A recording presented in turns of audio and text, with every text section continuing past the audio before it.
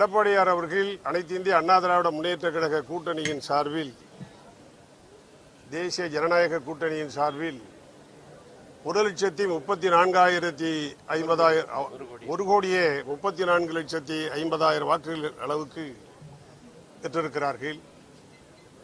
தனித்து அனைத்து இந்திய அண்ணா திராவிட முன்னேற்ற கழகம் 47 சட்டமன்ற உறுப்பினர்களை பெற்றுக் கொடுத்தவர் எடப்பாடியார் அவர்கள். இந்த நிலையில் இன்றைக்கு காலையில் பேட்டி கொடுத்திருக்கிற கூட்டணியோடு 53 சட்டமன்ற உறுப்பினர்களை பெற்றிருக்கிறோம். தனித்து 47 சட்டமன்ற உறுப்பினர்களை பெற்றிருக்கிறோம். இன்று காலையில் பேட்டி கொடுத்திருக்கிற சி.வி. சண்முகம் அவர்கள், எடப்பாடியார் அவர்கள்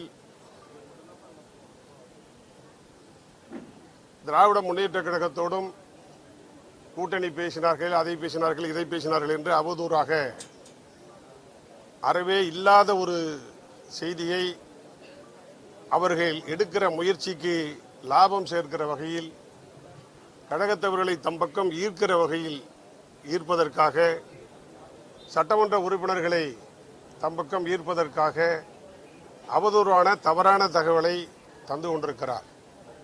என்றைக்குமே திராவிட முன்னேற்ற கழகமும் அனைத்து இந்திய அண்ணா திராவிட முன்னேற்ற கழகமும் எதிர்க்கட்சியாக தான் பயணித்துக் கொண்டிருக்கிறது என்பது எல்லோரும் அறிந்தது. இதுதான் இன்றைக்கு இருக்கிற நிலை. அனைத்து இந்திய அண்ணா திராவிட முன்னேற்ற கழகத்துடைய பொதுச் செயலாளராக இருக்கிற எடப்பாடியார் அவர்களிடம், எடப்பாடியார் தான் சட்டமன்ற கட்சி தலைவர் என்று 47 பேரும், எடப்பாடியாரோடு சேர்த்து 47 பேரும் எடப்பாடியார் தான் கட்சி தலைவர், சட்டமன்ற கட்சி தலைவர் என்று கையெழுத்து விட்டுவிட்டிருக்கிறார்கள். அந்த கடிதத்தை சபாநாயகரிடத்தில், பேரவைத் தலைவரிடத்தில் ஒப்படைத்திருக்கிறோம்.